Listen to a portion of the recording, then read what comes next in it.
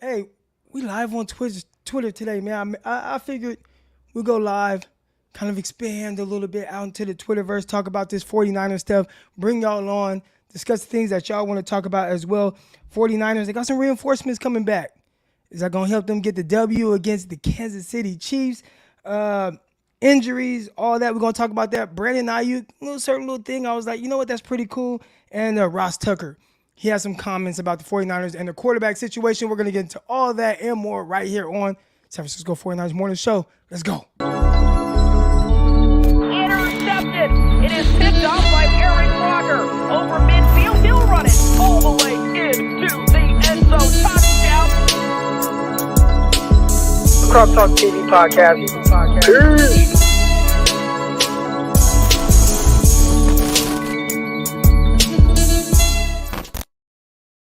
Welcome to another episode of the San Francisco 49ers Morning Show, the 49ers radio show, man. That's what this is.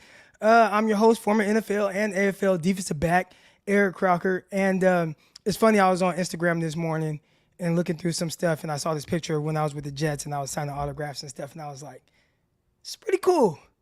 That was pretty cool. Never would have imagined that. So I just kind of wanted to share that a little bit. But I hope everybody's doing good, man. Y'all know what to do, man. Check in. I see all the flames in here already. Let's go. Chris, Sandra, Damon. We got the usual suspects in here. Everybody feeling good. If you're new to the show, the flames, that's how you feeling. We like to do like a little, mental health check. Make sure everybody's good. There's more to life than just football. And I think you look to football to make you feel good about maybe some of the other things that are going on in your life that maybe not as great, but right now when your 49ers are losing, it can kind of add to the anxiety and the depression and everything that everybody's going through. So hopefully this show can bring a little joy to y'all, and I can't wait to bring y'all on and get y'all thoughts on what's going on with the San Francisco 49ers. But we definitely have some good topics to touch on first. And there were a few things that I saw. All right, we got to discuss. One, let's start with Brandon Aiyuk, right? And his girl, I don't know if it's his wife, his girlfriend, whatever, but I saw somebody posted to Twitter where she knew he was sad, right? She was like, man, he had a good game. He caught a couple touchdowns, but he was down about the game. Look at his face. He looked sad. She posted him kind of talking in the press conference. So when he got home, man, she had this super cooked up meal for him and just some things that he likes to make him feel good. And I was like, man, that's a good lady. That's a good lady. So I don't know if everybody's doing that. I gotta look at my wife like, what you doing? I'm sad too. Shit. Like, where's my home cook? I came home, the house was clean, so I always like that. She knows I like coming home to a clean house.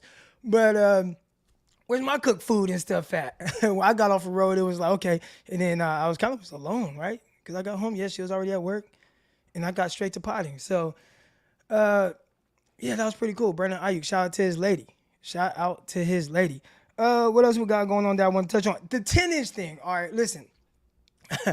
I see the joke. So for anyone who didn't quite, first of all, my guy BA Music, I know I'm getting the Twitter name wrong right now. You're wrong for how you cut that video up because he made it seem like something a little different. But essentially, if you missed it yesterday, what I was talking about was everybody in the chat, their way of fixing the 49ers right now is to go get Aaron Rodgers. And I'm like, dude, like Aaron Rodgers, he can't save you right now, right? Like you have what you have, like your team, your roster, et cetera. It is what it is. And I compared it to your penis, right? Like we all wish, I don't want to say we all, maybe you don't, maybe you got, I don't know. But it's like, hey man, it would be nice to have a 10-inch penis, right? Because that would be cool. But you got to work with whatever you got to work with that. And that's what I'm saying, like 49ers, you don't got Aaron Rodgers, you don't got Josh, you got Jimmy Garoppolo. So you got to work with Jimmy Garoppolo. So, hey man, it is what it is. Got to figure it out. My dog Shay, aka Treyway, he says, Jesus Christ. Hey man, I'm just saying. Whatever. I don't know what people want. I don't know. I'm just saying. So, but you got to work with whatever you got. So, got to figure it out. Let's talk about some things. And I don't know if I forgot to talk about this, but Brian Burns posting some cryptic stuff on Instagram. And, he posted a Ram, and people were like, I wouldn't look too much into it. I don't know. Then he's posting like Jimmy G and stuff like that. And I'm like, he's trying to get the hell up out of there. And I was wondering, would the Carolina Panthers have a fire sale? Because these are just my thoughts. And when I've talked about it on Locked On 49ers, I've talked about it on Locked On NFL Draft. And make sure you guys listen to both of those shows. We come at you 5 days a week. Tune in on YouTube, on Spotify, Apple, wherever you listen to your podcast stuff. We got all that good stuff there. All right. But anyways, I talked about it a little bit. And if I'm the Carolina Panthers, if I'm the Panthers owner, David Tepper, I don't want to get rid of Brian Burns. I don't want to get rid of Christian McCaffrey. I don't want to get rid of DJ Moore. I don't want to get rid of none of these dudes because I want this to be a desirable job for the next head coach. I don't think the Panthers have a bad roster. I think they have a lot of really good things in place, and I think they are set up down the line to be good if they get the right quarterback in place. And if they do that, like, them dudes will win games. They literally have gotten the worst quarterback play out of Baker Mayfield in the entire NFL. So you getting the worst quarterback play, like, of course you're not going to win games. But if they can get middle of the road play, I think they'd be a lot better off right now. They'd be a lot better off. So they're not far off. It's not this super team that's depleted of talent. They got talent all across the defense. They got talent all around the offense, but they don't got the right quarterback there. And then not even just – I'm really kind of surprised by Baker Mayfield. I didn't see this coming. We watched him his rookie year, and it looked like Baker Mayfield's like, okay, like, this is a good quarterback, right? Comes in, the ball's popping off of his hand. He's moving around like – I mean, you'll never mistake him for Lamar Jackson or even like Josh Allen or anything like that. But, he was able to move a little bit. And people got a little carried away. They were like, oh, man, he's a top 10 quarterback, a top 8 quarterback in this league, top 5, kind of some of the things that they do with like Justin Herbert and these other guys. Clearly, he ain't that. And not only is he not that, which I still thought, like, man, like, nah, he's still kind of middle of the road quarterback or whatever, 12 to 16 type ranked quarterback. I think if you're talking about before maybe this year, last year, like, people would have him rated like ahead of Jimmy Garoppolo, right? So he's kind of in that realm. I mean, hell, he got the Browns to the playoffs. I mean, when's the last time we seen the Browns in the playoffs? And I believe they won a playoff game. Did they beat Pittsburgh Steelers? I think they won a playoff game. I think they beat Pittsburgh. Anyways, like, they're in the playoffs, right? Like, with Baker Mayfield. So it's like, okay, this is a cool quarterback. How did he go from that to what we see now? Maybe it's the injuries. I don't know, but shit looks terrible. It looks terrible. So, anyway, the Panthers, they're a quarterback away from being a good team. And a fire sale, I don't think that's what's going to fix this team. Now, the players, if they just want out, I'm not sure what more you could do about that. I see some of the comments in the chat, people saying Baker's immature. That could be it. That could be it. But I see Jerome, he says Baker wants to play hero ball. That could be it. But man, they got a talented roster, man. Like, don't sleep on their roster. It's just their quarterback sucks. I mean, look at the pick 6 he threw to Emmanuel Mosley. It wasn't like Emmanuel Mosley was like, oh, I'm strapping this receiver, and it was like severely overthrown. And then not only does he pick it, it's like he just weaves into the end zone. And shout out to Emmanuel Mosley. Like, terrific job by him. Right place, right time. But gosh, that was a terrible throw. Baker's playing bad. And I didn't see this coming. But that's why they're so bad. So anyways, you got Brian Burns. It sounds like he's pretty much kind of disgruntled, maybe once out of that situation, fresh start, whatever it is. Could the 49ers be a potential spot? And I would say we would love that, right? Like, could you imagine Brian Burns on one side, Nick Bosa on the other side? Like, that would be crazy. I think it would be kind of hard, too. Because the first thing that comes to my mind is, if the 49ers wanted to trade for Brian Burns, one, what would you have to give up? And the 49ers don't have a first-round draft pick in this year, so you can't give up a first for Brian Burns. I'd assume it starts with maybe 2 firsts. I don't know how they view him, but I'd assume at minimum a first. Well, the 49ers don't have that, so that's tough. Maybe a second and then some future first, and then it's like, damn, like, you just go hell of years without first-round pick. I mean, it's worked for the Rams, but that hasn't been the 49ers' philosophy, so I don't know how aggressive they'll be with that. I think the bigger issue is right now the 49ers are setting up to really pay Nick Bosa a ton of money. I think Nick Bosa might be. He's probably going to be the highest paid defensive player in the league when he gets paid, right? I think we can all agree on that. So if you're going to pay Nick Bosa that, and you have Brian Burns who's in the same class, well, what are you going to pay Brian Burns? So are you going to make him the highest paid? I think right now the 49ers are in a good situation with Nick Bosa, and they're developing Drake Jackson. You got Drake Jackson for the cheap, continue to grow. You got Nick Bosa on one side. He makes everybody better. I mean, you look at 49ers defense last game, I think they had, 3 pressures? That's not ideal. Drake Jackson, I think, had 1. He ended up having a sack as well. I think that was more of a hustle sack, cover sack. But you got Drake Jackson. You got Nick Bosa. I think you roll with that. But maybe that's just me being a little bit more conservative. I don't know what y'all think. But I see Daniel Garcia here. He says, need interior line, not edge. I'd say the 49ers interior is not playing bad. Now, maybe if you're saying like center, because I have seen, listen, disclosure, I have not sat there and watched Jake Brendel, or however you say his name, the center. I haven't watched him. So maybe he's been terrible. I don't know. But I do know one thing. I was at the game watching the 49ers against the Falcons, and I thought the 49ers offensive line, I didn't think they were bad. Now, maybe in the run game. I don't know. And that's something I have to watch back because, 49ers didn't run the ball well, and they just really haven't for most of this year to start. But I don't think they've been that bad. I don't think they have been bad. And then you got some reinforcements coming. All right, you got guys like Trent Williams about to come back. I think that helps. But we'll get to some of these players coming back. Stay on topic here a little bit with the Carolina Panthers. I don't foresee them trade. I wouldn't trade these guys away. I would just be like, hey, guys, Tepper needs to call a team meeting, or at least with his stars, and be like, look, I understand this is a bad situation. I understand you got these crappy quarterbacks right now, right? You're picking between Baker Mayfield, Sam Darnold, and P.J. Walker. And this is not a shot at P.J. Walker, probably a legit backup, but in the sense of a guy that you're hoping could take you to the promised land. It's probably not those other 2 quarterbacks that you have right now. So don't worry about it. Hey, they're on their 5th-year option. They won't be here next year. We're going to find you a quarterback. We will find you a quarterback. You got a good roster. You got a good team. We just need you to be a great leader. Don't worry about everything else. Let me handle it. You go out there, play, be the best version of you. Hey, and Brian Burns, we're going to pay you handsomely. You're going to be one of the highest paid defensive players ever. All right. DJ Moore, we already paid you. Christian McCaffrey, we already paid you. I think you sit and you talk to those guys, and that's what you do. So a lot of 49er fans interested in Christian McCaffrey. They're interested in DJ Moore, Brian Burns. I understand it. I get it. But that's not where I would go if I were the Carolina Panthers. I just have a team meeting here.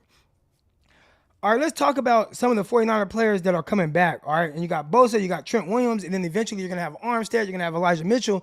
And I think right now it's an easy time to kind of panic after a loss. And we've seen this, right, from the 49er fan base. And I think watching the Falcons loss, I was very frustrated. Bears loss, man, gosh, the 49ers have had some bad losses. That Bears loss was bad. And it's like, you see these like self-inflicted wounds. Like, just, gosh, fumble inside the 5, missed the wide open tight end. Penalties on 3rd downs. Like, it was easy to see, like, gosh, just, you were a little undisciplined against the Bears. That's why you lost. The Broncos was a little different because they do have a really good defense. They stifled your offense, but again, your quarterback runs out the back of the end zone, then throws a pick 6, but the pick 6 doesn't count, but then he runs out the back of the end zone. That whole thing was weird. Can't get a first down, throwing the pick, all that, whatever. But this was by far the worst because I expected, like I said, to drop off with the defense. Look how many guys you're missing. It's a ton on defense. But offense, pick them up. And they didn't. But getting guys like Trent Williams back, that should help, especially in the run game, right? Because, again, I don't think the pass protection was bad last game, but get them back in the run game, that should help. Eventually getting guys back like Elijah Mitchell, I think that'll help. Now, listen, we've seen him run, 6 times for like almost 50 yards against the Bears, but it looked good. I'm like, damn, look like goddamn Emmitt Smith or something. I don't know. He looked great. And I don't know if that's sustainable for him, but if he comes back and he runs that same way, I think you're in good hands with him. I know a lot of people, again, go back to the Carolina Panthers, like, what they want, what the 49ers want, Christian McCaffrey. One, I think his contract's kind of crazy, but if you don't like Elijah Mitchell, then yeah, but Elijah Mitchell does have to prove he can stay healthy. But man, I don't know. I like Elijah Mitchell. I think Elijah Mitchell and Jeff Wilson, that's a nice little 1-2 punch there. Then whatever you get from the Ty Davis Prices of the world, the Jordan Masons of the world, or any of these other guys, all right? Get them in there. But Tevin Coleman, he's on the roster. All right, but Elijah Mitchell, Jeff Wilson, and I think you put Jeff Wilson back in more of a role that's like, all right, this is a good role for you. I mean, he's filled in very well. But you lose a little bit of explosiveness. I'd say that. He has some nice runs, but it feels almost like big run and then short for the rest of the game, as opposed to 10-yard run. Okay, dynamic. Okay, 12-yard run, 13-yard run, 5. Okay, 2. Like it feels like it's just like 30-yard run, and then it's kind of bad. So those are the kind of my things looking at the running back position. But Armstead coming back eventually. Kinlaw, I don't know what they're going to do with him. 49ers are pretty banged up, but there are some guys coming back that can definitely help. I think the biggest thing in the help is just the offense continue to kind of get in the groove and find themselves. And we saw this last year, and that's why I don't want to panic too much, right? 49ers are 3-5, and it's like, man, what's their identity? And then they ran the ball extremely well against the Rams. They ran the ball extremely well against the Jaguars. They beat another team in that 3-game stretch, and it was like, okay, like they're running the ball well. I think it was the Vikings, where it was like 40 carries a game, and that's tough.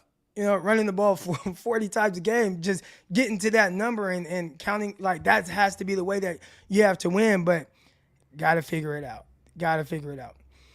Jordan Mason is on a milk carton. Jordan Mason, I think he's not playing because Jordan Mason wears one glove and then like no glove on the other hand. And if I was a running back coach, I'm like, you're not playing with that. Put 2 gloves on. Like, we're not in 6th grade. or no gloves. But I'm joking, obviously, but that shit is nasty, though. That's nasty swag. I'm not going to lie. Like, I would say something. I've coached players, and I'd be telling them, like, bro, that is trash. Like, why do you have that on? I got a running back right now. I coach a lot. My guy, Jonah Coleman. He actually started for Arizona this past weekend. He's a true freshman. Jonah, true freshman. And Jonah would tell you, Coach Croc used to get on me all the time. Jonah would go out there, like whether we're coaching 7-on-7 or whatever, and Jonah would wear, first of all, true freshman, playing for Arizona, doing his thing. He's doing his thing. I'm so proud of him. And I've been around him since he was in like 7th grade. I got pictures of him, hella little nappy hair. But anyways, true freshman, Arizona. Jonah would tell you, like, man, Coach Croc, like, why you hating? It's like, bro, you're wearing like these American flag spat covers, and then you got one color sock on this leg, one on the other hand, then hella sleeves, then hella wristband. Right, bro, take that shit off. Take that off. So I'm not just getting on Jordan Mason. I say the same thing to the kids that I coach. All right. But anyways, we got almost 300 people in here, man. Hit the like button. Hit the subscribe button. The last thing I kind of want to get to and then we're going to get you guys on here is Ross Tucker. Now, I didn't listen to the whole segment. I saw a clip kind of floating around and kind of things that he said, and I have a couple thoughts. And Ross Tucker is talking about the 49ers quarterback situation, if it is a situation. We'll see. But the quarterback's position for the 49ers and Jimmy Garoppolo, and he's like, hey, man, like if Jimmy continues to go play well and you go to the playoffs and you go to the NFC Championship game and you go to a Super Bowl, hey, man, maybe you just let go of Trey Lance. You know, Trey Lance hasn't proven anything, and it's risky to keep Trey Lance when you've, gone to now 3, looking for 3 NFC Championship games and Super Bowl or whatever with Jimmy Garoppolo. And I would say I agree that can potentially be risky. Here's what I need to see from Jimmy for the rest of this season and moving to the playoffs. If we're talking about moving off from Trey Lance, which that's not really a thought in my mind right now, but let's hypothetical because I just saw the clip. All right. And hold on, I'm looking at I got a super chat here. I'll start a super chat. Appreciate you. Another super chat here. Hold on. All right. And I'll get to those. But to Jimmy Garoppolo, to me, and my reaction was, I think usually I don't comment on like the little Instagram posts and stuff like that. I don't comment too much. But I did comment this time, and I'm like, we've seen this movie, right? Like Jimmy is who Jimmy is, and I think it gets clouded because the success that the 49ers have had, whether it's a W or a deep playoff run. But the one thing that is like factual, right? Like this is, when I say factual, it's something you can't even argue with it. Like it's facts. Jimmy Garoppolo is literally the worst fourth quarter playoff quarterback in NFL history. And that is a fact. Like, that's not me. That's not Eric Crocker's opinion or whatever. Now, I want to love Jimmy. Jimmy, I want to love you. I want you to go out there and be the best version of you. And I hope that version is someone that can potentially be more of a truck than a trailer.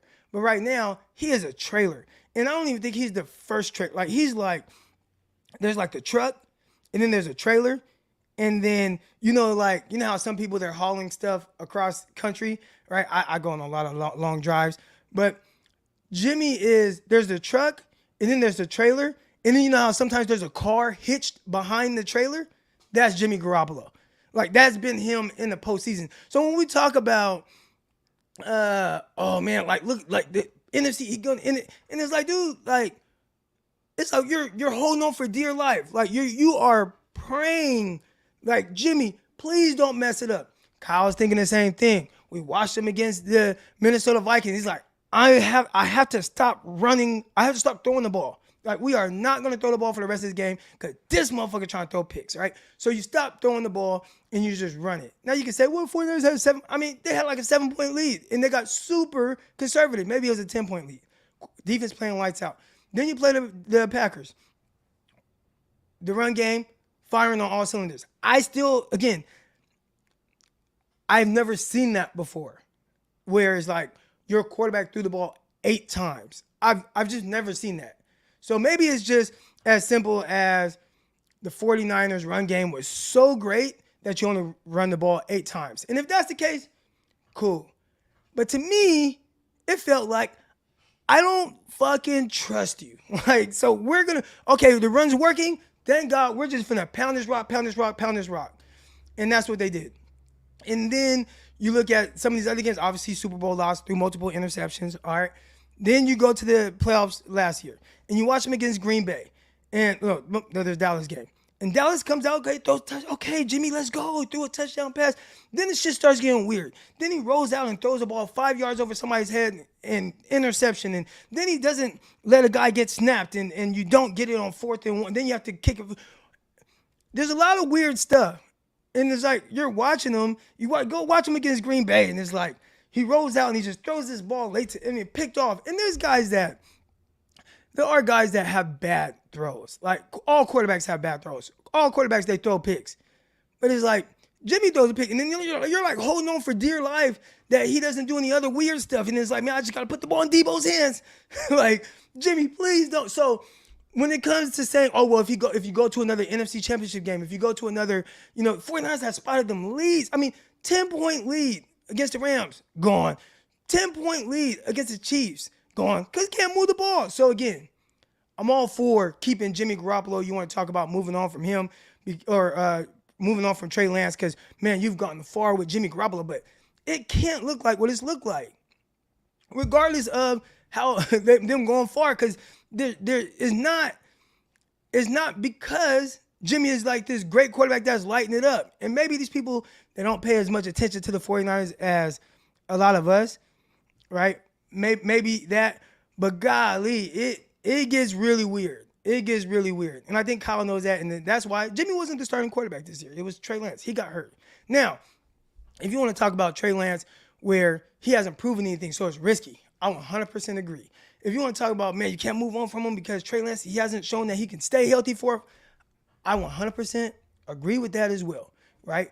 I would be lying if I said, oh, man, I got zero worries or concerns with Trey Lance. Like, nah, man, like, dude, you got to stay healthy. We need to see you continue to get better. We haven't even had that opportunity. Now, it's very clear he's extremely talented.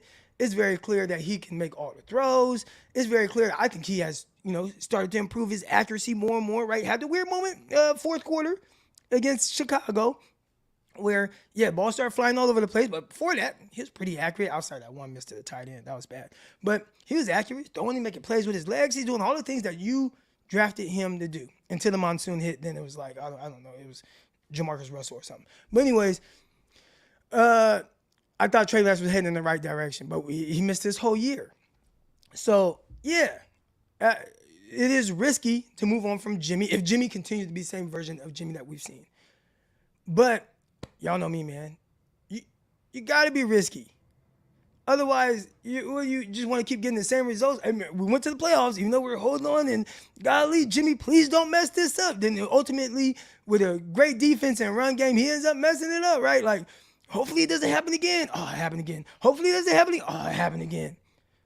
Well, if Tart would have caught this intercept, then you start pointing at all these other people when it's like, dude, my quarterback, I just need you to make a play. And he can't. It's not him. So, you need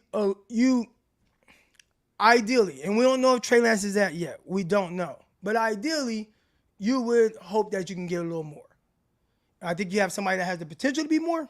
He just has to prove it, and it is risky. But I feel like, and anybody in here that, y'all can attest to this, if whatever it is that you aspire to do in life, right, like there's risk with it. Think of anything that you've done and you like hit, right? Like, man, I hit big on this. Whatever it is. I'm pretty sure there was a lot of risk involved in it. So, it's risky, but man, I don't know. The situation looks a little weird. I hear you, Ross Tucker. I hear you. But, anyways, here we go. Y'all can come on live, man. I've talked enough. Here's a chat. If you're on Twitter right now, head over to Instagram. I mean, not Instagram. I don't even know why I said Instagram. If you're on Twitter right now, head over to YouTube. That's where we're on live right now, so you can come in and engage in all this stuff that we got going on here. We got over 350 of y'all in here live right now watching. Hit the like button, hit the subscribe button, and click the link. Come on live. I tried to be a little bit more, I guess you could say, positive today. No, not positive. I just want to talk about the same stuff, right? Like, man, 49ers, that terrible loss against Atlanta. Okay, we got to move on. Like, how do we fix it? So that's kind of what I'm on today. So here we go. First up, we got Damon. Damon, good morning, man. How you doing? I'm doing good. How are you doing today, Clark? I got better service today. Yeah, much better. Much better. So real quick, one negative thing just to touch on yesterday because I didn't get a chance. Right. The one thing about Shanahan that nobody seems to want to talk about, his whole career, all the way back to Cleveland, he's never been good in the second half. If you go look at the stats of his record in the second half, as far as his scoring offense, it's night and day, first half, second half. And anytime he is trailing by more than like 4 or 5 points in the second half, for his whole career, it's not a 49er thing, his record is awful. So everybody talks about him being a genius. Okay, what they talk about is his understanding of the X's and O's, his ability to move a defense and to create an opening in a way that other people can't because he understands all the rules of defense and stuff in a way most offensive coaches don't. What he doesn't have is like the functional intelligence to be able to adjust and change the plan on the fly. His ability to game plan and to set you up with his play calling is as good as it gets. His ability to say, okay, that's not working, we're going to do this, is awful. It's at the bottom of the league. I would say without knowing, right? Because I don't know if he's like, look, I would love to adjust and do these different things, but maybe my quarterback either isn't ready to do that or just can't do that, right? So I don't know what the internal conversation is, but like you said, this is something that goes back to even Cleveland, not just with the 49ers. So that he had an MVP quarterback in Julio Jones and Tony Gonzalez and still couldn't score in the second half. So and then when you go back to Cleveland, they had actually good players on offense on that team. They had Brian Hoyer, so your argument holds up there. But right. I don't know, man. Atlanta kind of takes that argument out of it for me. So anyway, with all that said, the thing about Jimmy, it's not that complicated. You have playmaker quarterbacks and you have precision quarterbacks. That's the two style of quarterback, period. You have some guys that are really good on one half right? You have your Josh Allens of the world and your Brett Favre's that are Oh, real quick, playmakers. you keep your eyes on the road. You don't gotta look at the phone. I know you got a plan up there. That's cool. Keep your eyes on the road, man. I don't want no. I'm watching my map also. With Crocky. I appreciate that. Good looking out. Anyway, so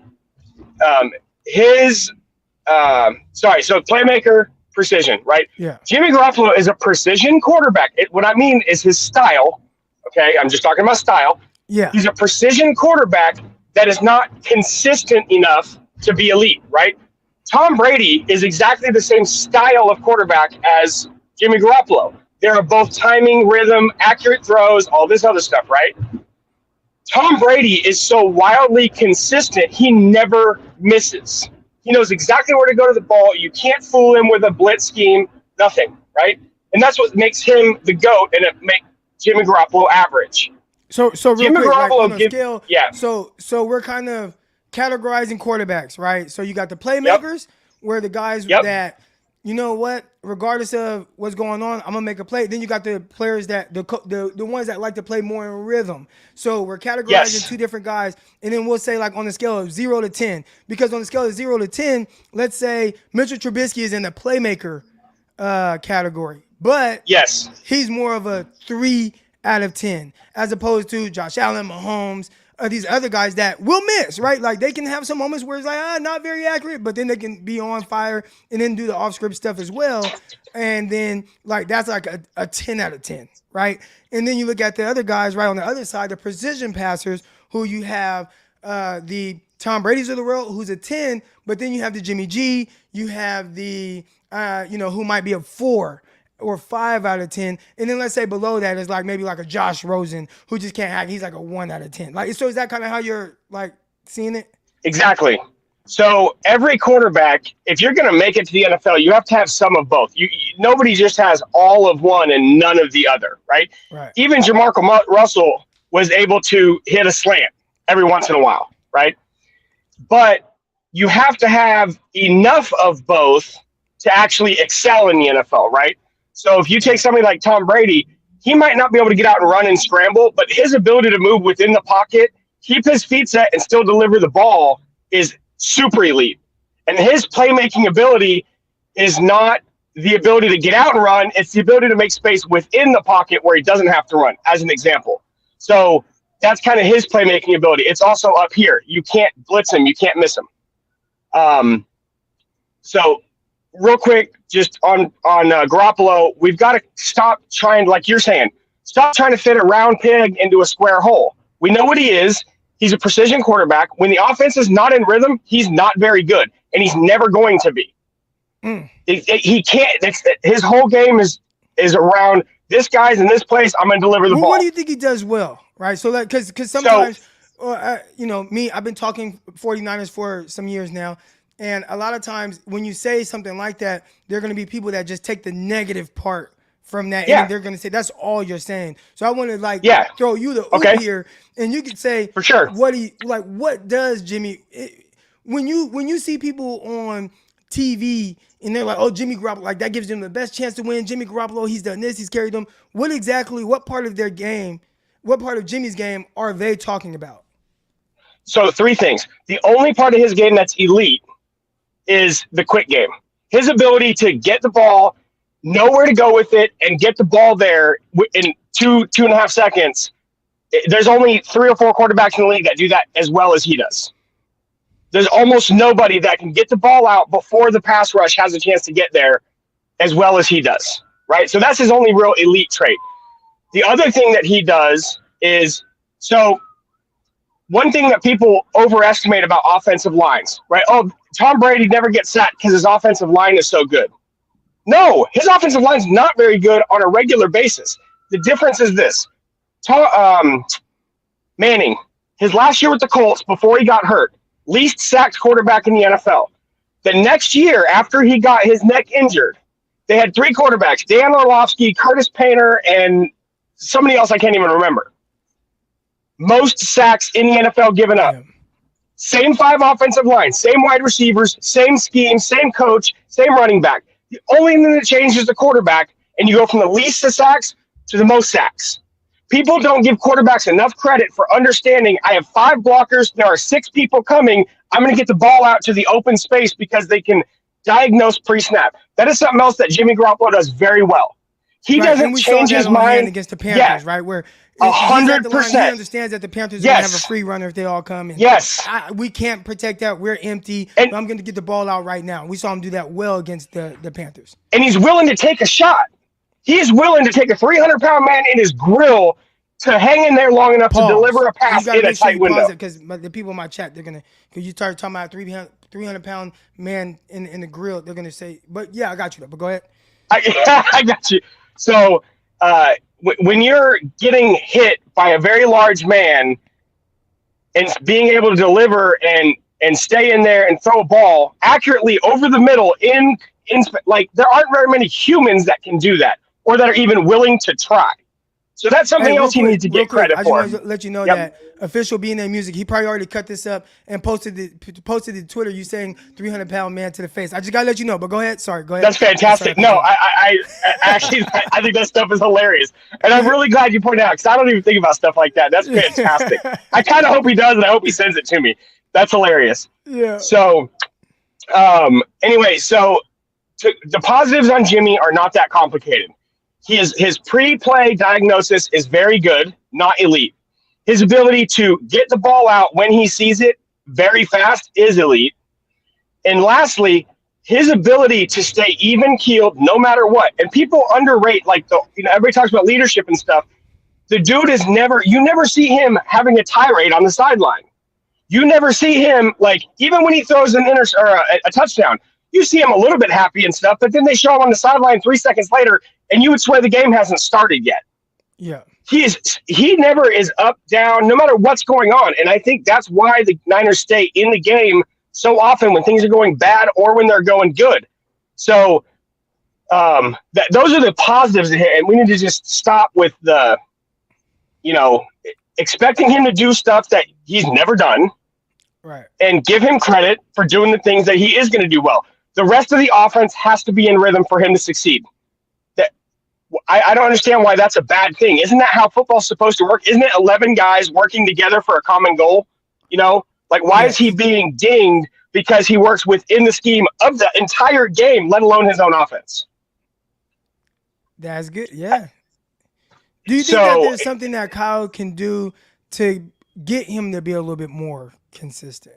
Can do, yes. Will do, no. I don't think that's his style. I think Kyle has a very specific idea of what it should look like, and his trying to get it as close to that as he can. It's kind of like what Lombardi used to say.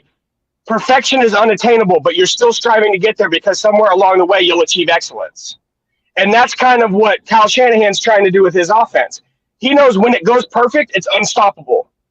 He knows it's never going to be perfect, but how close to perfect can we get? Because if we get close, we're going to destroy people. And we've seen that in spurts here and there. The offense, the other players around him aren't doing it well enough to get there sometimes. Now, I'm not trying to let Jimmy off the hook. Yesterday, Medic Mike, I was with him because I spent the last 5 years defending Kyle Shanahan, even when he was in Atlanta, and the calls that they made late in that game. So I defended that stuff too. I'm kind of done. I got the proof is in the pudding, and you're not getting it done. Second half is coaching, making adjustments. The other team is adjusting, stopping you from doing what you want to do, and your defense is getting tired and giving up points late. That's on the coach. All the penalties, it's on the coach. I'm sorry. I know the players are the ones that execute, but when it's 5, 6, 7 in the same game, that's not just a player making a bonehead play. That is an issue with, I don't know. Again, I'm not a coach. I'm not a football guru in any way. I just watch way too much of this stuff. I don't know what the fix is, but it's on the coach. Yeah. It just is. I got you. And I got one more question. And I love your take. Next caller. Yep. One more question. And I have to get to these super chats too. I forgot. Well, first, real quick, somebody says that Chris Cassert, you do look like him. You do look like him. That's not wish. where I was going with I'll it. take his bank account. Right here. how do we win against Kansas City? Right. So I don't know if they're asking me, you, but I'm gonna have you because I Yeah. think you've been really good. How do the 49ers, and this is Damon, by the way. Damon, great call, man. Great call. Thank you. How do the 49ers beat Kansas City? Because that's what people want to know, right? When we talk about all this and we can kind of, be a little dramatic about certain things, but at the end of the day, there's a game on Sunday. How do the 49ers win that? The same way that we beat the Rams.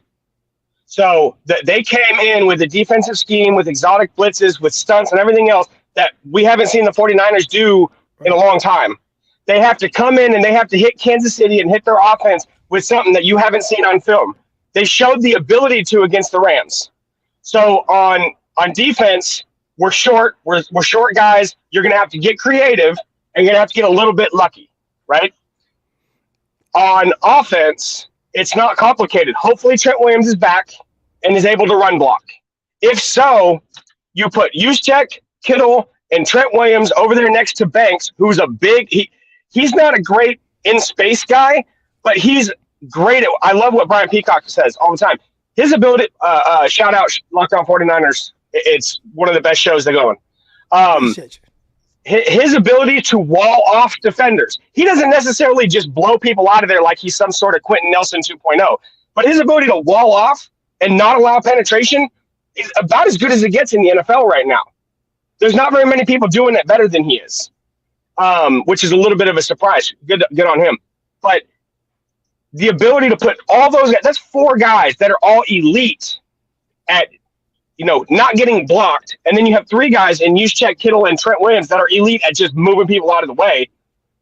Get creative, get Debo over there on the edge, and we've got to figure out a way, take Ty Davis Price and smash him up the gut 10 times. I like Jeff Wilson. I think he's great. I don't think this is the game for him. I think this is the game where you take your 220-pound running back and you go smack somebody in the mouth and you get your physicality back. Yes, sir. And you hold on to the ball and you keep Mahomes off the field. Or Jordan Mason. Jordan Mason runs hard too. So I think maybe a little bit of a different approach, more interior gap scheme type stuff where you're hitting somebody in the mouth. I don't think Kansas City, outside of the Chris Jones, who do they have on their defensive front 7 that scares you? Frank Clark, they can get after it. I was just watching them against the Bills. I watched that entire game. They are able to get after it, but Chris Jones' Bills' offensive line, not very good. Sir? Chris Jones is a monster. The Bills' offensive line is not very good. Okay. In every metric. Their running game is awful if you take the quarterback out of it. And their quarterback protection, all their numbers are skewed by the fact that they have a 6'6" superhero back there shutting off defenders and throwing the ball anyway, like he's Big Ben 2007. So their offensive line is average, maybe. All right. Well, Damon, I gotta get you off, man. I appreciate you coming on, man. I'm glad I finally got on here. So, but you had some really good stuff. So I was like, hell yeah, let's keep it going.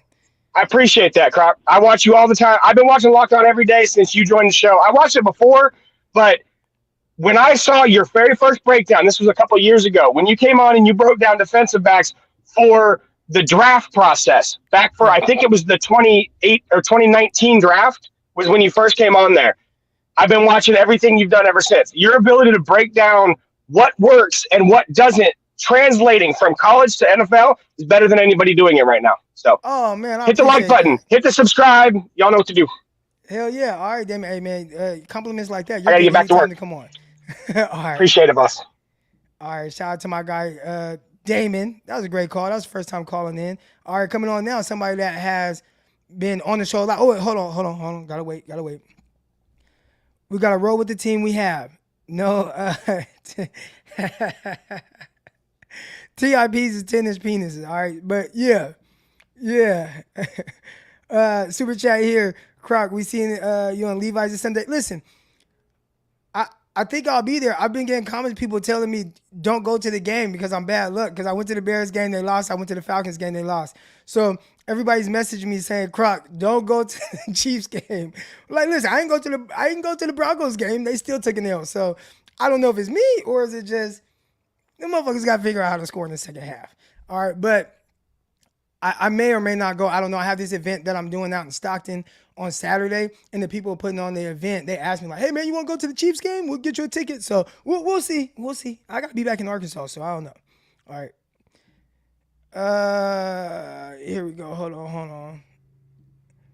I got here we go. I couldn't like you in the Dirty Bird shirt. Listen, I went to the Atlanta Falcons game with my boy Malik, and before the game we bet like, hey, if the Falcons win, or it was his idea, Falcons win, you got to put on some Falcon stuff. And I was like, well, 49ers win, you got to put on 49ers stuff. And the thing was, you got to put it on in the stands, and you got to walk out the stadium with it on. So as soon as I got out the stadium, I took it off, but I bet's a bet, y'all. So if y'all see that picture of me with the Falcons shirt on, and the only reason why I was smiling, because it looks like I was like happy to have the Falcon stuff on, I was smiling because this lady behind me, and I talked about it on Twitter, where I was like, there was a lady behind me, and she was like, 1st and 10, do it again. And she just had these chants all game. So when I had to put on the Falcons shirt, she was kind of pestering me. So if you see that picture again, and I actually tweeted about her, but if you see that picture again, look at the lady kind of like reaching out, like that was her. But yeah, terrible shirt. I actually still have the shirt. I figured I'd keep it because I like wearing black shirts and it's something to work out in. But all right. And then Mike Shields, he says, that is not elite, he's talking about Jimmy Garoppolo and some of the things that he does well. All right.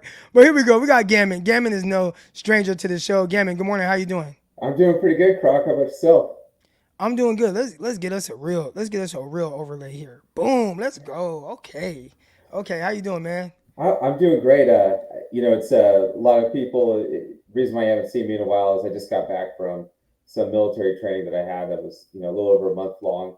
So that kind of goes over my hiatus. But I just kind of wanted to be brief and actually, I'm not going to talk about football for a second, but if I could, I just kind of want to address you, Croc, a little bit.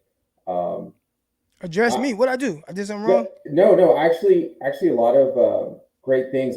First and foremost, I want to thank you and also to Jesse for kind of creating these interactive spaces like this, where you're kind of utilizing kind of your time.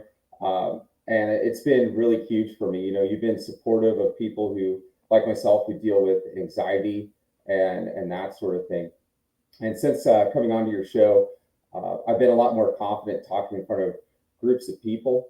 And I'm not where I want to be at yet, but looking back at some of my past appearances on your show, I can just see just the leaps and bounds that I've just been kind of growing as far as like a human being. So this show has just really kind of created that for myself. Also, too, another thing is I told myself that once you decided to start working out and kind of get fit again, that I would do the same. So far I've lost 25 pounds in the last 50 days, and I weigh 209, so I'm trying to get down to 198. I feel better. Let's go. Yeah, exactly, right? Like, it's huge. And one of the things I've noticed is my cheeks and everything like that look a little less chubby now. Yeah. I just want to give you a lot of credit to that, because I don't know, a lot of people might take this space that you guys kind of create for granted, but for me and for my growth as a person, a tremendous amount. Words can't really describe that. And just love and appreciate you, Croc, man. And that's really it. My anxiety's starting to kick in again, so I'm gonna hop off. But I just want to tell you, thank you, man. All right, man. Hey, appreciate you, Gammon. Cool. Hell yeah, that was good stuff right there. And he mentioned got the wrong little hold on, here we go. We'll just go with that.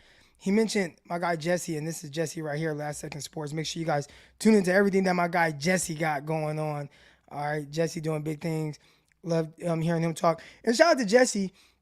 He spent 2 hours maybe last Tuesday evening with myself and Greg Pinelli. And we'll be on tonight too. Not saying Jesse. I mean, Jesse, if you want to join, feel free. But Tuesday night we got the quarterback show, and Jesse spent a lot of time with us. So that was good stuff. Here we go. Coming on now. Got my guy Twin Maker. What's the dude, man? What up, man? How you doing? Oh man, I'm chilling. How's your brother doing? Dealing with that Cowboys loss? Hey man, he hanging in there. He's saying that was a great opportunity for Cooper Rush to go ahead and get pushed out. And so when Dak come back, he don't have to worry about everybody saying Cooper was 6. You know what I'm saying? The narrative. Yeah. He good to go, my guy.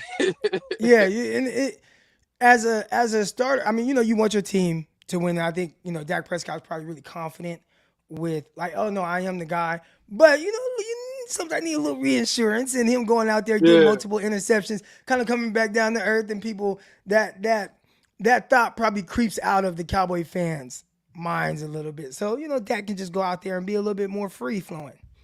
Most definitely, my guy.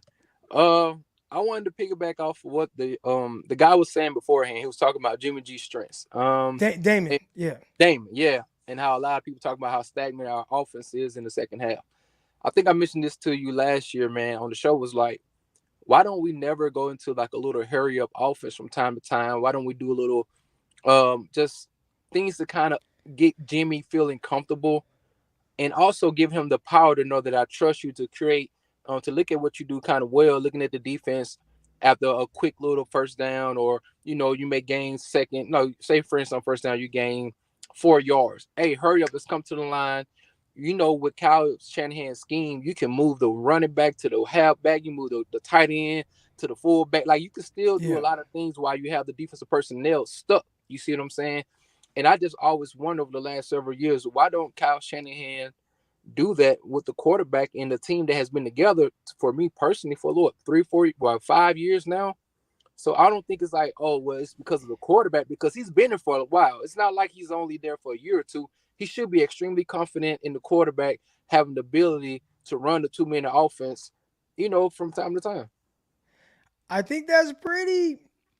That's good right there. That's been probably one of my biggest gripes with the offense. And not me saying like, man, this offense sucks because they don't do NASCAR offense. But it would be nice to see them say first down, boom, you come out, you get 8 yards. All right, we're on the ball right now. Boom, hand it off, run up the middle. And it's crazy because I was talking about it, and then I watched the Cowboys game, and it's like, what?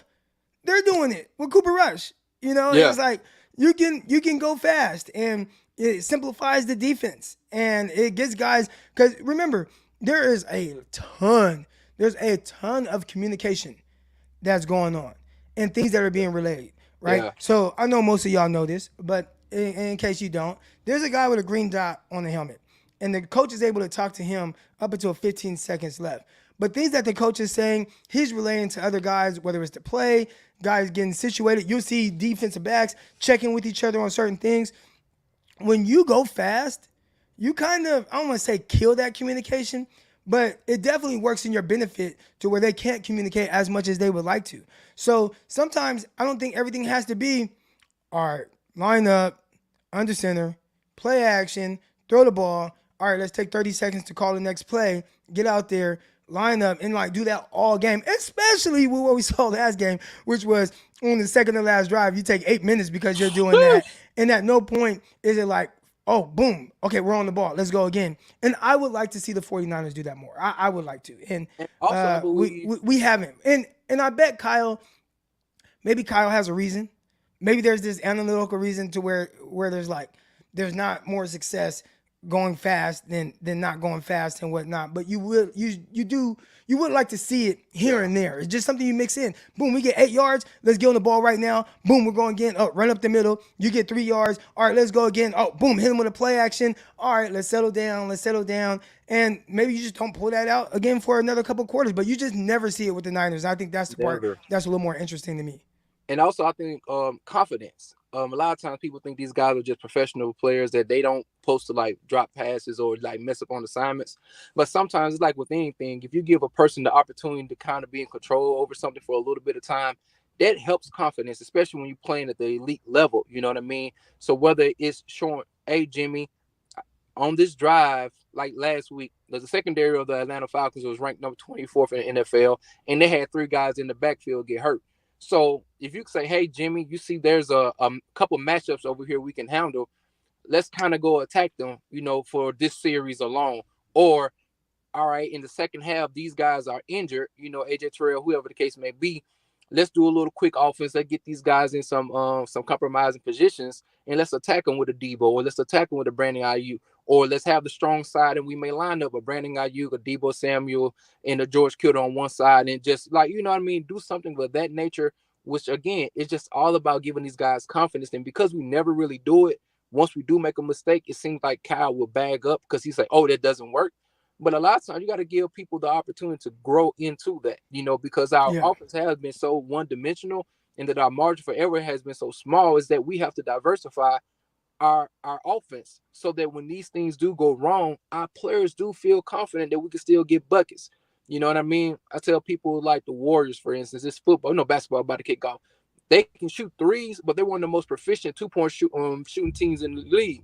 They're one of the most proficient layup teams in the league. You know what I mean? So when you got the skill set that we do have with the BAs and the Kittles and so on and so forth with the use check, try to optimize you can, and with more snaps, we'll get these other guys more opportunities out there to be the big play guys that we think they can be, or what we see on paper that they should be. Right. Yep. Nope. I agree. And I see somebody in the chat talk about screens, and I think that's kind of maybe a shot. You guys can correct me if I'm wrong, but my guy YG says whole lot of screens. But here's my thing: when we talk about kind of getting more up tempo, it don't got to be this huge shot play. It can be a screen, right? You get a run for 9 yards, rolling the ball, boom, screen to Debo. Now he's off and running again. I mean, there's so many different things you could do that can just go. You can go quick right now. Everybody knows we're on the ball, boom, let's get it going. And it's like, gosh. I feel like the 49ers offense, especially when I watch other quarterbacks, it does put defensive players in the bind. Kyle knows how to attack that for sure. He knows how to attack guys' rules. He does a tremendous job of doing that. But when it doesn't work, what's the counter to that? And I feel like that's kind of what we are struggling to see a little bit. Yeah. Where It looked like what's the James counter? Harden in the second And half. is there anything that I feel like with the 49ers offense, and I've been saying this for a while, everything looks so difficult. And I think it's difficult because it's so set up on timing and precision. But it's like, man, like your room for error in the 49ers offense is very small. Now, when you hit it, boom, you're good. But you watch some other offenses and it's like, man, run this stop route. And I don't even know if I ever saw 49ers do this with Debo Samuel. I think, if I'm correct, I think against the Falcons, I saw Debo Samuel catch a 10-yard stop or like 8-yard stop. And I was like, whoa, he just ran a fucking stop route. Like, you know what I'm saying? And it's like the offense is typically so cross here, and the timing, back foot hits the ground, that you got to get the ball out. And I know there's a place for all that. But gosh, where's the simple stuff at? You don't see that much. Hey, it's not like we're the same age, and you know how 90s basketball used to be, where it's like, hey, the Knicks getting to like 85 to 90 points. You was like, man, they struggled to get to 95, 80 points, but they got there. But the defense was so good that they was able to win consistently. But when you see a team that can score 110, you're like, bro, you couldn't just like add that a little bit from time to time, and kind of boost up a little bit, And so that's why I tell, like, man, we have to allow, hey, Kyle, just got to trust a little bit, man. You got to release the reins, allow these guys to go out there and get some buckets, man, as far as, in the football terms. And also, when the last time you saw like we run a quick vert and we saw the running back hop out into the flats and just do a little dump off? Like a simple play like that can help extend drives. We see a lot of times with Tom Brady early in his career, or even with the Pat Mahomes and things of that nature, like we've seen in the Super Bowl, where, hey, the pressure is coming, the offensive line is shaky. All right, the routes to clear out, leaving the backfield open for the halfback to catch some balls out the backfield. And it just allowed the back to say, okay, I'm finna make this first guy miss, get a couple yards, and let's keep let's keep it going. So just things of that nature. I think that we do have the talent around us to implement these things, and especially if we have a coach like Kyle, who's a genius, man. Come on, my guy. You got to make sure you put a contingency plan in when the first, second, or third thing is not working right. That's right, man. Ryan, I appreciate you coming on. I'm gonna get the next caller on. All right, peace out, my guy. Have a good one, man. Let's go. All right. Yeah, man, 49ers offense, that's been my main thing, where it's like, gosh, everything looks so difficult. It looks so difficult. But then you hear other people talking about it, and this is where it's like, yeah, I'll defer to this guy. Guys like Steve Young loves it. He's like, man, all the answers are there. The answers to the test, they're there. It's just you line up, you play ball, it's there. But it's like, maybe your quarterback doesn't quite have the answer every time. So can we simplify it a little bit? Maybe not. Maybe you can't. And maybe Kyle's just like, no, you can't do that. And that could be it. But, man, I watch some of these other offenses, and I'm just like, gosh, that looks simple. Ryan just talked about, doing things to where you could just dump a ball off to a running back. Like, when's the last time you saw the 49ers just dump, like, snap the ball, say it, go, boom. They look downfield and then just turn and dump it off to a running back, and he picks up a nice little 8 yards. Like, gosh, we don't see it. And I don't know. I'm not this offensive guy. I think the things are there, and we have seen a lot of people talk, oh, Kyle, play calling, whatever. I think the stuff is there, but it's just like, man, it's a little bit more difficult to execute it because it's so time. Everything is just timing. Now, maybe that's every offense. I don't know, but I look at some of these other offenses around the league. I'm like, man, spread it out. 5-yard stops, boom, you hit them. I don't know. I don't see that quite with the 49ers, but I could be wrong. Y'all let me know. Not Croc, you wrong, and we'll talk about it. We got a Christian here, and he says, do you think the run-first philosophy limits the room for error for them, which it seems like everything they do seems harder than it should be? And I think there's a scenario where that's the case, but I need to bring on, like, one of my buddies that's an offensive coordinator somewhere, and maybe he can give me a little bit more insight on why things are ran the way that they are, and this is what he's trying to do. Because, again, for Kyle, how he's viewed and the trend of people running a similar offense as him that maybe comes from his dad, that comes Kubiak, and then you got Kyle, and then you got all the little minions and the different things that they're doing. But there's got to be a reason why people they like it, and there's got to be a reason why he's referred to as a genius. I don't know. I don't know. All right, here we go. We got my guy TG49. Thank you for being patient, man. How you doing? Good morning. Oh, good, man. I appreciate you having me on, Croc. Yeah, the problem I have with the label that Shanahan has, and the genius and all that. Outside of the Atlanta Super Bowl year, the offense was high octane. He's very conservative to me. Run first, obviously, and here lately, especially this year, after the script, we talked about it a couple of weeks ago. After the script, the offense is stagnant, and especially second half, we're not scoring at all. So, I mean, and I thought maybe this year it would be a difference since Trey's at quarterback and all that. Obviously, we'll never know. But it's almost like you had the same feeling I have when Garoppolo became quarterback. We've seen this movie before, and maybe he just don't trust Jimmy. And I was glad to see Jimmy take some shots Sunday, even though the guys didn't come up for him. I get so frustrated. I was like, Jimmy don't throw it deep so often, and when he do, you got to help him out. And so. And then it got to the point where, God, if you skimming Ray open and Warner open, how about Kittle or Debo or Aiyuk? Let them get a shot deep or what? Even though they did throw it deep, but I think Garoppolo underthrew Aiyuk on the deep ball. He threw him, I think. But and that's the thing. I don't know if it's just not the faith in the quarterback is making Kyle kind of conservative. Run first and all this, but it's kind of frustrating. I say because you expect your defense. Obviously prior to injuries, I think we had the best defense in the league, and it's almost like Cal's depending on them just to shut everybody out, and that's going to be enough. But hey, there's pros on the other side of the ball too, so you got to keep scoring. You got to keep going. I mean, God, if we could score at least 20 points a game, hell, we might not just have maybe one loss this year, maybe. So, but yeah, that's the frustrating part of watching this offense. It's very frustrating. Yeah, and that was one thing that I talked about. I was at this event. Shout out to my guy John Chapman. I was at his event, and I talked to a bunch of 49er fans. And one question someone had for me is, man, how do you see this game going? And I'm like, dude, like the tough thing is the 49ers have depended so much on the defense to the extent of I felt like the 49ers had to have a historically great defense just to get 3 wins, right? Like it had to be the number one defense. So if there was any drop-off from there, could the offense carry the 49ers? And we saw the fumble early in the game. We saw some of the drops. We saw a couple of interceptions. Whatever the case is, the answer ultimately was no. The offense can't help the defense right now. So right now the 49ers just have to figure out how to get to that point where the offense can complement more of what the defense is doing as opposed to the defense just – and Kyle too, then that was – I called him out a little bit on Twitter, and I'm like, man, this is a guy who everybody views as an offensive genius, and I'm seeing these teams. I saw Matt Patricia, maybe defense ain't good. Well, I don't know that they're going up against, but it's like, how is he scoring 30-some points with Bailey Zappi? Right, a rookie quarterback. Yeah. And it's like, man, we struggle right now to even get 14 points from our offense with Jimmy, who's been with this team for 5 years. So again, we'll see how it plays out. I don't want to hit the panic button just yet. Right. But Right. I think those are things that we could be.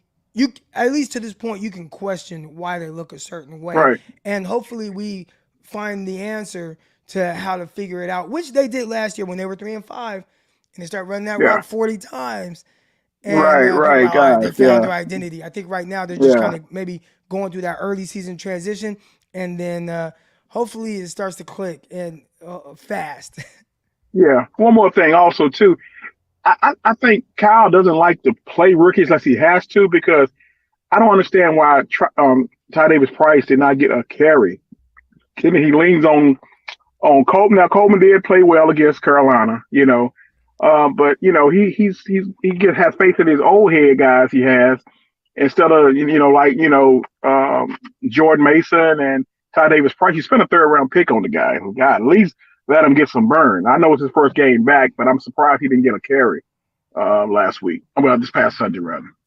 Kyle has consistently shown it's the professional leagues. These dudes get paid a lot of money, whether it's the players, the coaches, etc. I think there's a certain threshold that Kyle has to feel like you are there for you to, it's like you gotta, what do people say? You gotta give respect to, I'm saying it wrong. Hold on. You know what I'm trying to say. Yeah, you gotta give respect for me to give to respect. There are a lot of people like that, and I think Kyle views it as you gotta really show me, as opposed to him just thinking you're gonna step on the field and be a gamer, which I understand. But with rookies, a lot of times, man, they just gotta kind of play through these things. But man, TG, I appreciate you coming on, and hopefully no problem, man. Get it together. Yes, sir. All right, appreciate it again, Croc. Thanks. All right. I do want to take this time to let you guys know that this show is sponsored by Underdog Fantasy. So, man, y'all see it right there, right there. Sign up right now using promo code Crocky. And when you do, they'll double your first deposit up to $100. So, Underdog Fantasy, promo code Crocky. Higher lowers if you're into that, player props, all that good stuff. I'm saying some words I'm not supposed to say, but anyways, y'all get what I'm saying, man. Go make you some money. I've been cleaning up nicely lately, so yeah, man. Underdog Fantasy, download the app or go to underdogfantasy.com. Use promo code Crocky. They'll double your deposit. So if you deposit $50, they'll add 50 and you'll have 100 in there. If you deposit 100, they'll add 100, man. And having that extra money to be able to play with, it definitely works. So go do that right now. Underdog Fantasy, download the app. Let's go. Let's go, baby. Let's go. I gotta stop doing that. There's this dude on Instagram. His name is like Southern. What's his name? It's like Southern Bourbon. I don't know, but it's this white guy, and he's like super Cajun, and he's like, he comes on. He's like, yes sir, and he's like super Cajun. Have y'all seen him? Southern Vibin', I think that's his name. I gotta bring this dude up real quick so y'all can hear this because it's comedy to me. But I think I even follow him just because it's funny, and we send it. Here we go, got him. We send his videos back and forth in our little family group chat. But listen to this guy. Hold on. Hold on. Fried backyard pepper steak on that loco griddle, and it's absolutely to die for. Let's go, baby. All right, anyway, dude funny, I don't know. So every once in a while, I'll just be talking to somebody, and I catch myself talking like him. I don't know where it came from. I ain't no goddamn Cajun nothing in me or nothing. But I just, every once in a while, I'll be like, let's go, baby. And I'm like, God dang, Croc, you got to stop that. All right. But anyways, I think I had a super chat here. Here we go, Christian. Appreciate the super chat. It says, do you think the run first philosophy limits the room for error for this team, which seems like everything they do seems harder? Okay, here's the thing with Kyle. I definitely think the philosophy, and this is clear, right, is to have everything work off of the run. The interesting thing is you don't have to run. You got to get people just to respect the action of the run. So first down, you can actually do a play action, and if they bite, you got guys coming open, drag routes, etc. You can hit them. Nice, easy games, but they just have to respect the run. And I think Kyle tries to get guys to respect the run action, and then when they don't, it just makes things a lot more difficult. A lot more difficult. So I think that's what makes it harder. Pause. We got my guy Jose Torres, and he says we need the rapper on tonight. He know ball. He does. Shout out to my brother Donald. I don't know if he'll be on tonight. First of all, I got to check with Greg and make sure that we're on tonight. I'm assuming we are, but yeah, my brother Donald, he does know ball. He does. Got Alexis in here. You in Stockton, Croc? Nah, man, I live in Arkansas. Southeast Arkansas. I will be in Stockton this weekend. There you go. Croc is from Stockton, but currently lives in Arkansas. I will be in Stockton. I saw somebody else ask what event, and I'm doing this thing, man. We're giving away some Frontline Sports merchandise. A lot of you know, I own my own gym. It's called Frontline Sports Performance, and we're giving away a bunch of stuff to the Children's Hospital, I believe, in Stockton. So I'll be there interacting with the youth, stuff like that. That's Saturday. I actually have 2 kids in California, so my daughter, I'll get with her. She has this family. It's like this family night at her school, so I'll get there and I'll be a part of that. Then she got a soccer game Saturday morning, so I'll be there. And then, yeah, I got the event, and then maybe Sunday go to the game. But I don't know. A lot of y'all telling me, Croc, don't go to the game. You bad luck. So maybe I won't go. But listen, if the people put on the event, they're like, hey, man, you want to go to the game? Get your ticket, whatever. So, man, they buy the ticket. I ain't going to lie, man. I'm sorry if I'm bad luck or not. I'm going to be in that hole. When I go to games, a lot of times it's to see somebody like specific. Or I go to games for 2 reasons. One, I go to games because I be bored as hell watching games here alone. And it's like, it sucks because I got a nice little setup. But when you're just watching game by yourself, I'll just be sitting there like, oh, good throw, Jimmy. Good job, Mosley. You know what? Let me record this for Twitter. Like, that's how I watch games. I'm like, man, this is boring. All right, so I go to games just to kind of interact with people and whatnot. Everybody shows love. I think it's hella dope. And then the only other reason I go to games is to see somebody. So the 49ers, I think it was 2016, they played the New England Patriots. And I'm like, Tom Brady? Asked my brother, Don, man, you trying to go to the game? My boy Eric Rodgers was on the 49ers at this time. I played ball with Eric Rodgers back in the day. Eric Rodgers was like, hey, come on, man, I got tickets for you, whatever. So I went and I watched Tom Brady. Like, I went to the game to watch Tom Brady, not even to watch the 49ers. So NFC Championship game a couple years ago, like, I went to the game to watch Aaron Rodgers. Like, obviously, it's cool, environment, whatever, 49ers, but I can say, man, I watch Aaron Rodgers, and I watch 49ers kick Aaron Rodgers' ass.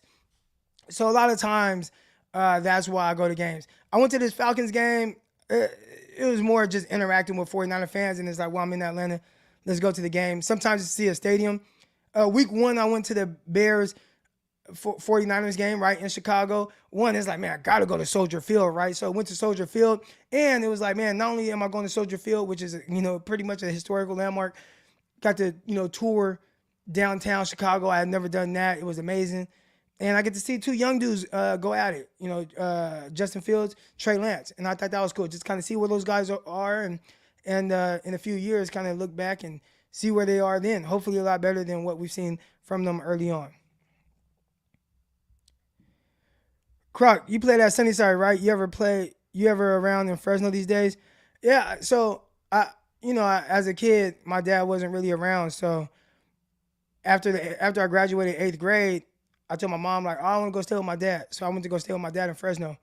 And then he ended up going to jail, so I had to go back to Stockton. But my freshman year, I was in Fresno. I went to Sunnyside High School. But no, I ain't been in Fresno, like, just chilling. It's been a long time. I got to go out there, though, because my dog, Greg, he's in that area. So I got to go out there. We got the super chat going on here. Hard to get rhythm with fumbles, penalties, and drops. That is real. And that's why, like, I don't put it all on Kyle, but I feel like a lot of times it's always something different, right? So we could say, oh, this game with the Falcons, it was some drops, it was a fumble, whatever. But I feel like every game it's a different thing that is surrounded by the offense. So who does that fall on? And that's when I feel like that's Kyle. And hard to get a rhythm, but yeah. No, I didn't go to Tulane. Where you get Tulane from? Is it that hat right there? That's a this is a boll weevil. I went to University of Arkansas Monticello. There's no such thing as bad luck. You make your own luck. Bill Walsh mentions in his book, Find a Way. You know what? I need to read. Let me write this down. I think I need to read this Bill Walsh book. Or at least get the audio version. Because I don't really. I listen to that new Lil Baby. That Lil Baby got on one with this. I listened to My Turn like a million times. And I'm like, how's Lil Baby going to top this? And that new one, I ain't gonna lie. It was like, a couple more listens, and I might be like, hey, is it better than My Turn? I don't know. But yeah, that new Lil Baby fire. But anyways, outside of that, unless I'm training my athletes, I listen to a lot of podcasts. So I can definitely squeeze a book in there. Definitely can. All right. I appreciate everybody that's tuned in. Again, Underdog Fantasy promo code Crocky. Hold on, let me bring that back up. Boom. Underdog Fantasy promo code Crocky. Download the app. Go to underdogfantasy.com right now. As soon as you click out from here, from watching this show, go ahead and, you know what to do, man. You know what I'm saying? Go make you some money. We got the NBA now. So I know a lot of Warrior fans in here. We're going to look at some of the higher lowers of Steph Curry. You got LeBron James. Everybody playing tonight, baby. Hey, where my flag? Y'all lucky I can't find my flags right now. Anyways, man. Y'all know it's Lake Show, man. Y'all know it's Lake Show. Y'all know what time it is. Yeah. Currently out. Winco Foods in Stockton. Let's go. That's North Side. Let's go. That's deep North Side. That's where I'm from, man. That's my stomping grounds over there near West Lane. I know exactly where you at. But anyways, that's going to do it for this show, man. I appreciate everybody that tuned in. On your way out, hit the like button, hit the subscribe button, and also, again, Underdog Fantasy promo code Crocky. I'll see y'all tomorrow. Or probably this evening with Greg Pinelli, Certain Throws, Jimmy Garoppolo, Where We're All Wrong, all that good stuff. Until then, I'm out. Peace! Intercepted. It is picked off by Aaron Crocker. Over midfield, he'll run it all the way into the end zone. Touchdown. Crop Talk TV podcast. Peace.